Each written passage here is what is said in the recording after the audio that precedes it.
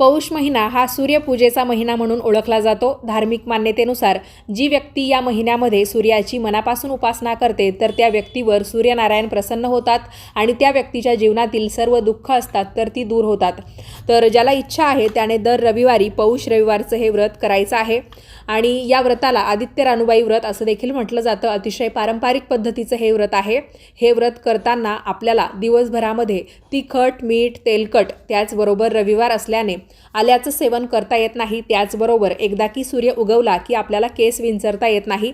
त्यामुळे सूर्योदयापूर्वी उठून आपली जी काही नित्यकर्म असतात ती आटोपून घ्यायची, अंघोळ करायची आणि एकदम सूर्य उगवण्याच्या वेळेस आपल्याला सूर्याला अर्घ्य द्यायचं असतं। त्यानंतर तुळशीची पूजा करायची असते।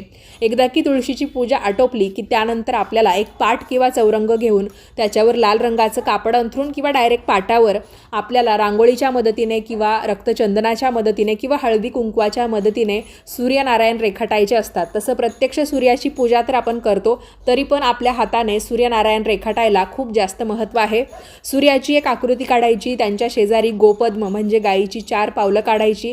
साचा असेल 33 पावलांचा तर तुम्ही 33 गोपद्म देखील काढू शकता। त्याचबरोबर 2 रानूबाईंची आकृतीसुद्धा आपल्याला काढायची असते। या सर्वांची हळदी कुंकू फुलं अक्षता वाहून पूजा करायची असते।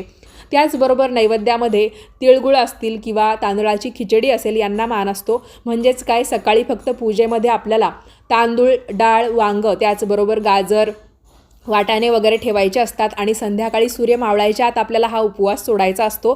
तर सकाळी आपण जो काही नैवेद्य ठेवतो, कोरडा नैवेद्य जसं की डाळ, तांदूळ आणि काही भाज्या, तर त्याचीच आपण खिचडी बनवायची, त्याचा नैवेद्य देवाला दाखवायचा म्हणजे सूर्यनारायणांना दाखवायचा, आदित्य रानूबाईची कथा वाचायची आणि आपण सूर्य मावळायच्या आत उपवास सोडायचा। अधिक माहितीसाठी आपल्या दिल्लीकर मराठी या चॅनलवर व्हिडिओ आहे, तुम्ही तो अवश्य पहा। धन्यवाद।